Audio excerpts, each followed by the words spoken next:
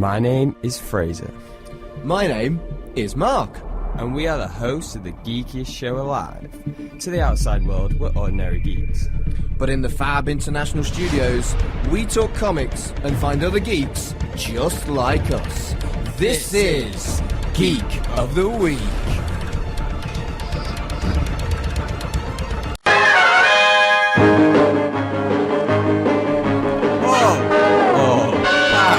Pull or pass section of the show. This is where we take a look at free comic books, typically free, sometimes more, but it's always at least free comics that have come out this week, and we decide whether we would put them on our pull or pass on them. Now, if you're wondering, what do you mean by pull? Don't worry, I've got your back. So, whenever you go into a local comic book store and you pick up, let's say you picked up Avengers No Road Home this week. Very convenient, because that's one book we did pick up this week. And you go to buy it, you pop it down on the desk, and the clerk will typically ask, do you want to add this to your pull? Basically, all it means is whenever there's an Avengers No Road Home, don't know why that was so hard to say, they will put it at the back for you. It's sort of like a subscription, but less intense, less, we need your money every week, you need to set up a direct debit, send in Frank Castle over to get your head hunted or whatever. It's literally just, it's so chilled. You can come every Wednesday when free comic books come out, or you can come like once a month whenever payday is, you know. It's totally chill, dude. But yeah, so what we do... Totally chill, dude. So, let's talk about... You've been reading too much Teenage Mutant Ninja Turtles. Cowabunga. Yes, Cowabunga indeed. So, let's start with the book I just mentioned, Avengers No Road Home. So this is a sequel to Avengers No Surrender, which was a big, epic 16 issue that ran weekly. And now the team are back at it again with Avengers No Road Home. So what did you think about this book, Mark? I really like the idea of weekly comics. That's something that the Americans don't do. British comics do, like 2000 AD and other like, not superhero stuff, but stuff like the Beano and the Dandy. So it was always a thing that British comics did, but Americans never really did that. So that's kind of cool. I like that as an idea. I think it's pretty cool. And Hercules. Yeah, I like Hercules. Yeah, it's pretty dope, wasn't it? This is what I love about this, because he did it. They did this with Avengers No Surrender. They always focus on the characters who don't exactly always get the limelight, and Hercules is one of them. And teaming him up with Rocket was a stroke of genius, because that dynamic was just hilarious. When Hercules is talking about all this, like, gods and epicness, and then he meets, what kind of dog are you? And he's like, I'm not a dog. And I was like, this is brilliant. Yeah, it was good. This is just, brilliant dynamic. And the Hawkeye and Hulk dynamic works really well. Although I would have liked more of Vision and the Scarlet Witch, because obviously they have like a huge history together. And it was just like, we're in a team. There was no acknowledgement of their... I think what's going to happen is, because if it works the same way as No Surrender did, everyone on that team will get their time to shine. Like, everyone sort of had their own issue, which was really cool about No Surrender. Like, Quicksilver even got his own spin-off and stuff like that. There was this Lightning character who hadn't been seen in ages. What was your thoughts on... Because I don't think... No, not yet anyway.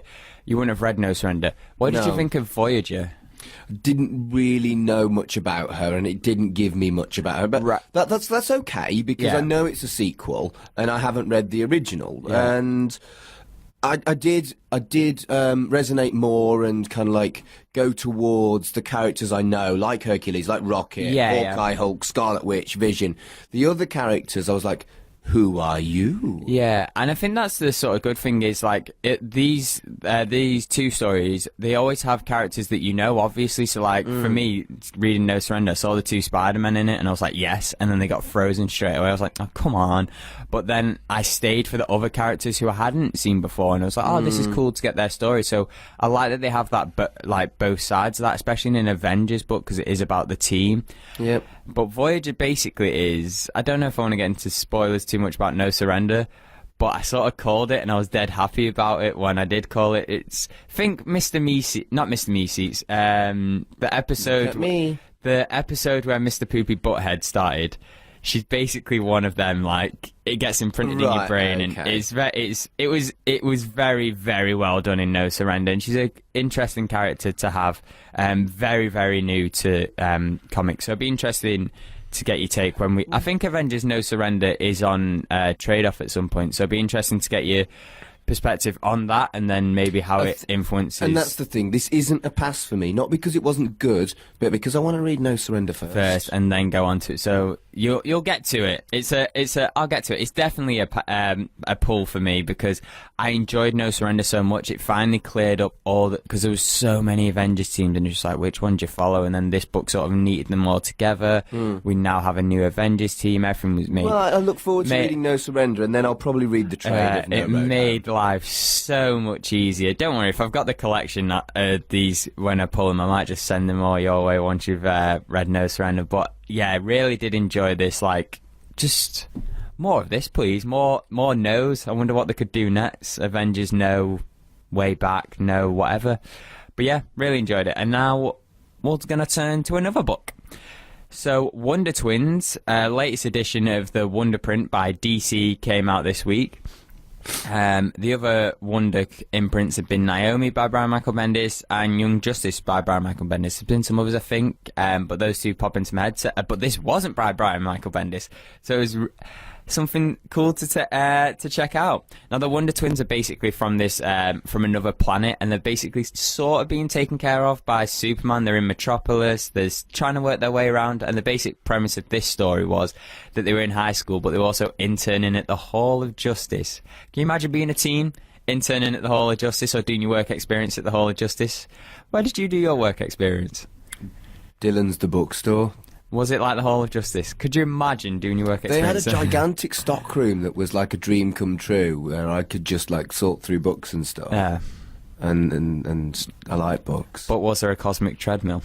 There was not a cosmic treadmill at Dylan's the bookstore. Where did you do your work experience? I did mine at a studio, actually, so it's very convenient. It's come full circle. Don't worry, guys. Don't worry. If you're listening, my high school, I did it, guys. I'm still with the radio gimmick. But yeah, I'm still with the book gimmick. Exactly. Work experiences works. So this could work for them if their work experience works out like it has for us. They will be heroes one day. But tangent tornado aside, what did you think? We haven't had a good tangent tornado for a while, No. so and there we go. That was blowing out of control. What did you think of Wonder Twins? Right, here's the thing. You put this on, and I was like, it's another terrible Fraser DC title that I'll hate. And I didn't. I didn't hate it. One thing that I will... Right, I'm gonna start with disappointment. Oh. The alternative cover was done by Dustin Nguyen, the guy who does Descender. Yeah. And I saw that. I was like, it's Dustin Nguyen! And then it wasn't him. And I was like, oh, well, this book's rubbish. And then it wasn't. I got so excited, and then I got disappointed. And then I got excited again. You had a full roller coaster. I did.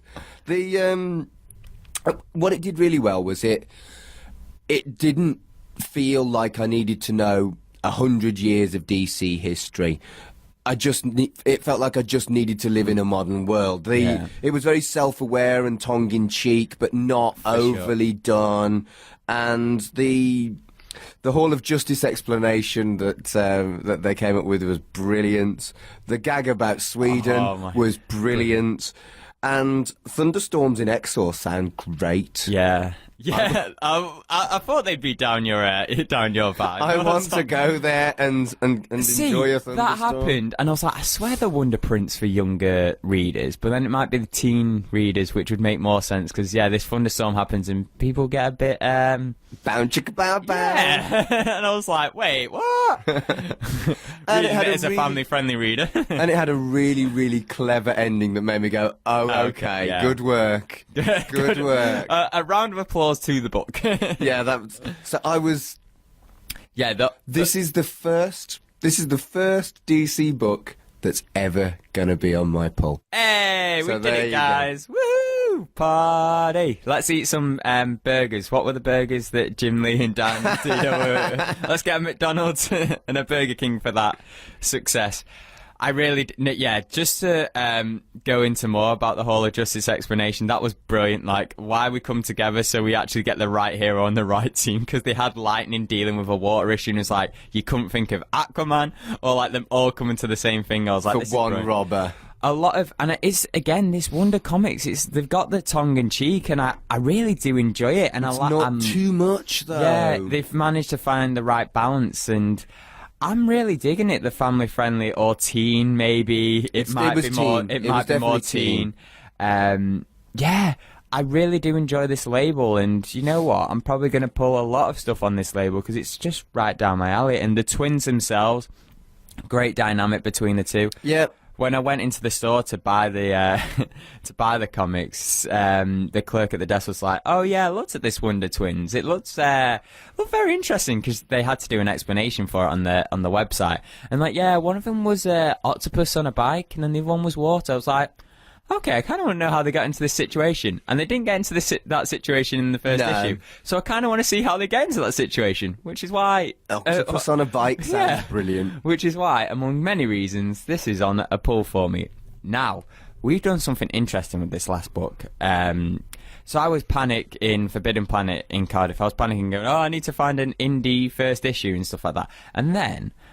on the top of the shelf, I gazed upon this amazing thing. It was a monkey smoking a joint. And I was like, okay.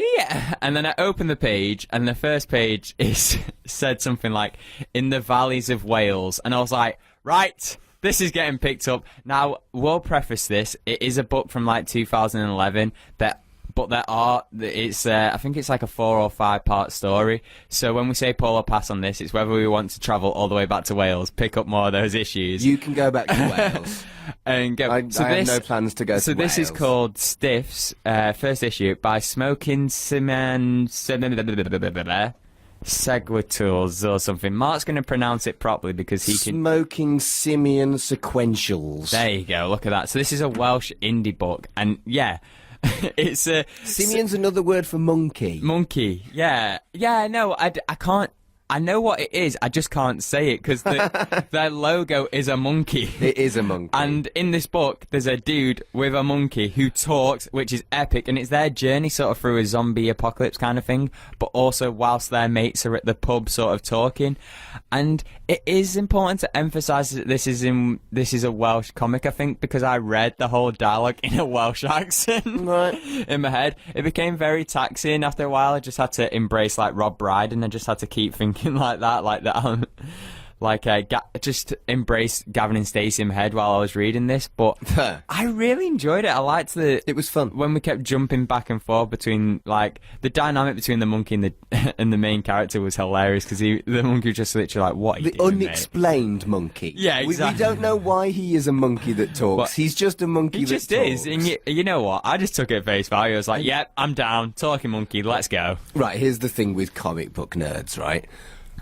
There are very few of us that wouldn't want their own talking monkey as a best mate. Exactly. So this is pure indulgence, but why the hell not? And I love that his mates are down the pub just wondering, like, I wonder if he's out with a guy, or if he's like, what is he dating now? Or like they're wondering, and he's just in this apocalypse, like beating off zombies. There weren't any other like monkeys or talking cats or anything with his friends in the pub. It wasn't like this is a regular. It wasn't like this is a regular thing. Like there was another monkey at the pub at the end going, oh, a tough day at work, you know, like guzzling down a pint. An orangutan accountant. Yeah, exactly. Just like, oh, they've been pushing me all day, pushing my buttons, and just because I can do it with my hands and my feet, they think I'm a better worker for it. Well, I have to work twice as hard, or all this epic. But no, it was brilliant, and I'll be honest, knowing that there's more, I kind of want to read on. So there's only 5 issues, so I can't see why I wouldn't want to read the other 4. Exactly. So I've read some stuff by Adam Cadwell before.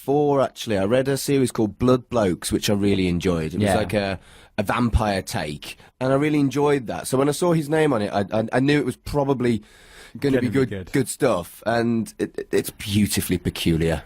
Yeah, definitely. Beautifully peculiar. So if you are in the UK, or if you're having a trip to Wales, definitely go check it out. I'm sure you can purchase it online as well. So if you're not from there, like, try and get it online as well. It's definitely worth checking out, just as something interesting. And if you sort of... if you're not from the UK and you think that England, Wales, Ireland and all that are all the same place, read this. You'll find out it's not. Yeah. We have our subtle differences. I quite like the idea of occasionally throwing on a random book on Pull or Pass. I might do that whenever. Don't do it like regularly, but just randomly throw something on. Don't tell me what to do. Every week now I'm just going to pick up random books. No, I do like, because that's one of the joyful things I find about going in a comic book store. And if you're listening and you've not been into one yet, this is a great thing about it, is you can literally just go in one day and just go, oh, I'll pick this up, why not? And you find cool stuff like this, like, because sometimes the thing is, if you're an trade waiter, or if you go on Amazon and stuff like that, they find stuff that's perfectly targeted for you, so they think they know what you like, and you don't really find random stuff like this. Whereas, like, going into a store and just looking and seeing a random cover with a monkey smoking a spliff, you can go, yeah. And that's why I like going into a comic shop that isn't my regular comic book shop. Because we were talking about Pull or Pass. I have got a regular pull at a comic book shop in Manchester, but I love going into random comic book shops wherever I am and having a little look what they've got, what they're promoting, it's what also they're to pushing. see how they set up their comic book thing, how they set up their comic book store, and if they are an actual comic book store, because some would do like games and comics, or comics at the side, or be just all comics, and it's just exciting to see. And it's also nice to see some fellow geeks who are also in this mad comic world, absorbing it all. And usually the clerks are nice. This one that I went to in Forbidden Planet, she was very nice. She helped me find a lot of books, because I was just like, I need to find an indie book that's, and she was like, and then she was just like, oh yeah, have a look up there. There's a load of Welsh ones. And I was like, oh really? Oh cool. And then I looked and then saw a monkey smoking a spliff. I didn't tell her that's why I picked it up, but I was like, oh cool, monkey. Monkey.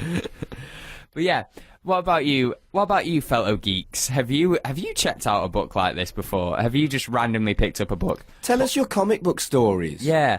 What was on your pull this week? What did you pass on? Did you check any of these books out? Have you seen Spliffs before? Have you read all 5? What did you think about them? It's not called Spliffs, it's called Stiffs. Don't tell us whether you've seen Spliffs before. Don't tell us whether you've seen Spliffs before, because that's illegal. If you've seen well, in some countries, not all. In our country, it is. Not for long. Vote the Green Party. That is a discussion for another radio show, not us. Have you checked? Oh my goodness! If you've checked out Spliffs, don't tell us. If you've checked out Stiffs, definitely tell us. Let us know. Oh my goodness, my brain. I'm off the track now. You are the worst. My train's just been derailed. But we want to know what you think. Facebook, Twitter, Tumblr, YouTube comments below. Yeah, we want to know what you think. And I think we should just listen to Geek of the Week. Be sure to tune in next week. Same geek time, same geek channel. And if you want to follow us on social media, it's at GOTW Radio on Twitter. Search for Geek of the Week Radio Show on Facebook. And to listen again, it's www.mixcloud.com/Geek of the Week Radio Show.